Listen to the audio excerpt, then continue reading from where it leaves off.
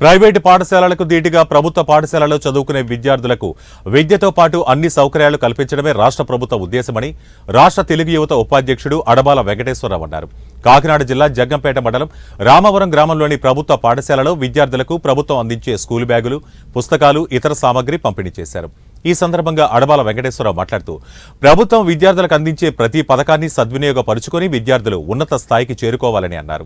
ప్రతి విద్యార్థి విద్యలోనూ క్రీడల్లోనూ ప్రతిభతో రాణించి గ్రామానికి తల్లిదండ్రులకు మంచి పేరు తీసుకురావాలని పార్టీలతో సంబంధం లేకుండా విద్యార్థులందరికీ కూడా స్కూల్ బ్యాగులు కానీ మరి ప్రభుత్వం ఏవైతే మంజూరు చేసిందో అన్నీ కూడా డిస్ట్రిబ్యూట్ చేసే కార్యక్రమంలో భాగంగా మరి ఇక్కడ రావడం జరిగింది.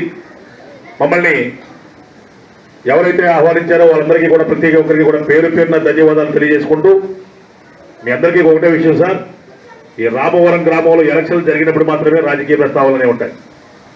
ఎలక్షన్లు అయిపోయిన తర్వాత అందరూ కలిసికట్టుగా గ్రామం యొక్క అభివృద్ధికి కష్టపడి పనిచేసేవాళ్ళే. దీంట్లో ఎవరు ఎక్కువ ఎవరు తక్కువ అనేది లేదు.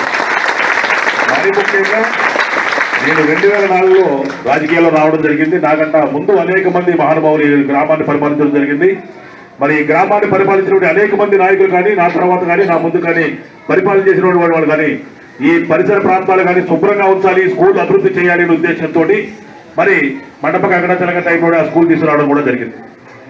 మరి ఆ రోజున స్కూల్ బిల్డింగ్ పాత బిల్డింగ్ ఉండి మేము అందరూ కూడా చదువుకున్న బిల్డింగ్, దాన్ని డిస్మాండిల్ చేసి అదే కొత్త బిల్డింగ్ తీసుకురావడం జరిగింది. తర్వాత 2013లో మీరు ఎక్కిన తర్వాత అనేక పర్యాయాలు వచ్చి మేము పిల్లల యొక్క పరిస్థితి చూస్తే ఎండలో కూర్చొని చదువుకునే పరిస్థితులు ఉండేవి.